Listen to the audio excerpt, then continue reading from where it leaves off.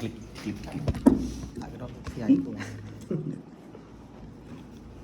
Yang ini dulu. Dari yang awal dulu. Diulangi.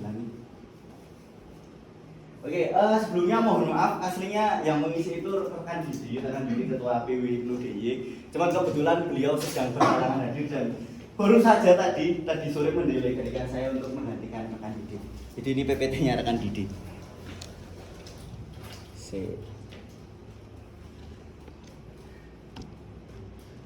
Oke, kita masuk ke dinamika awal dulu. Kita agak kembali review lagi ke dinamika awal. Jadi terbentuknya Ibnu jelas.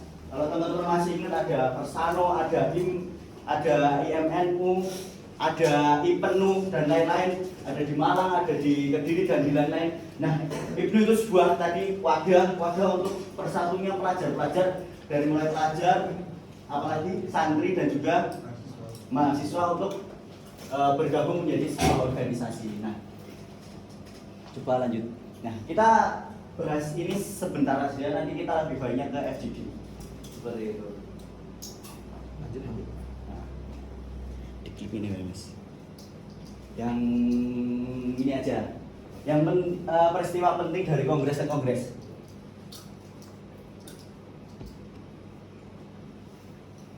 Kelihatan nggak?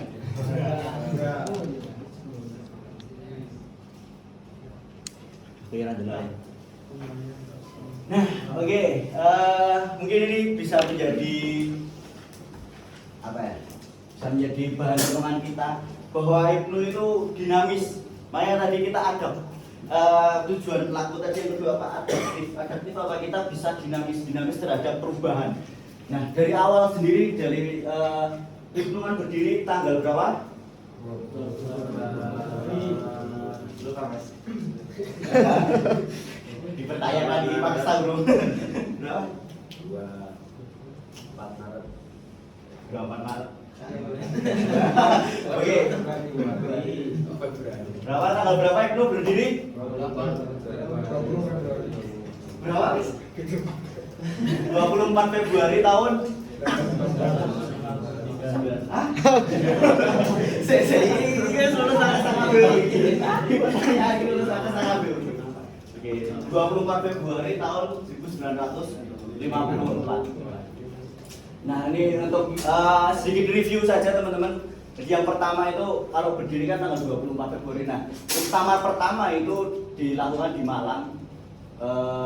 Nah, ini dihadiri oleh Presiden. Nah, yang menjadi penting itu pada muktamar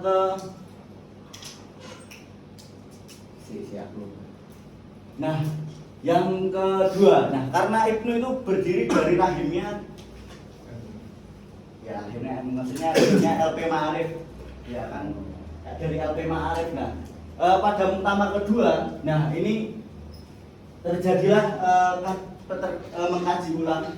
Karena berdirinya kan, tapi pada saat itu karena situasinya kan pada saat itu situasinya masih belum stabil, jadi Ibnu di Ma'arif itu masih gonjang-ganjing. Artinya ini ada apa enggak? Makanya di muktamar kedua ini lebih dikaji lebih dalam supaya lembaga Ma'arif itu lebih masuk bisa terintegrasi dengan Ibnu seperti itu. Nah, bahkan itu sudah mempersiapkan departemen mahasiswa. Nah, akhirnya pada setelah muktamar kedua itu setelah muktamar ketiga di sini ada anak PMI banyak nih. Ada satu dua, yang lain nggak ada. Nah, PMI itu lahir dari departemen kemahasiswaannya Ibnu pada tahun 17 apa Mas? 17 April. Nah, 1963. Nah, itu lahirlah didirikan PMI oleh siapa? Pendiri PMI. Ada 13. Yang paling masyhur Ketua umumnya. Ya. Nah, Mabul Junaidi kalau tahu teman-teman itu kan pendiri PMI. Dulu juga itu merupakan foundernya dari Ibnu. Jadi Ibnu sama PMI dulunya Ibnu dulu baru PMI lahir dari lahirnya Ibnu seperti itu. Jadi dari departemen kemahasiswaannya itu peristiwanya setelah muktamar ketiga pada 17 April. Nah, selanjutnya lanjut Mas di masa Orde Baru aja. Nah, di muktamar kelima itu sudah ada perancangan terkait CBP. Nah, kalau CBP sendiri di sini ada CBP, anggota CBP enggak? CBP banyak, harusnya lebih tahu. Nah, CBP sendiri itu disahkan itu pada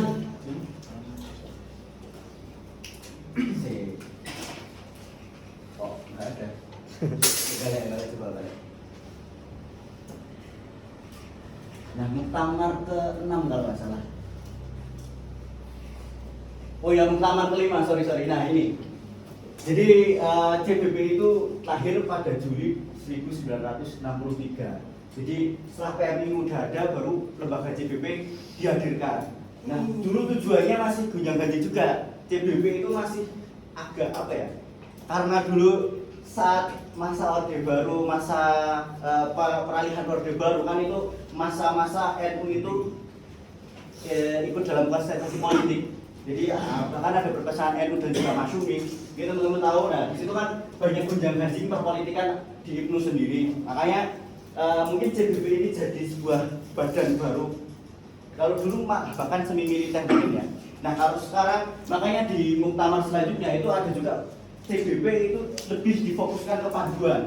Nah, sekarang perkembangannya apakah CBP, kalau kita lihat apakah CBP itu fokus ke panduan? Kira-kira fokus nggak ke sana? Apa cuma embel-embel itu misalnya CBP? Nah, itu perlu kita diskusikan nanti setelah ini. Oke, lanjut Mas.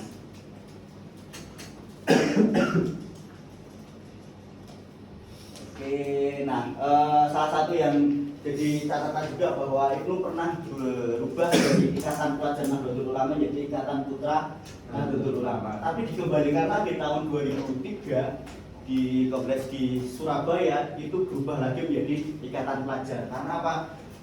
Dulu ini juga sempat ada karena saat IPNU juga masih gonjang-ganjing politik, makanya IPNU itu sempat karena fokusnya dulu kan memang kita pelajar terus mau dibawa ke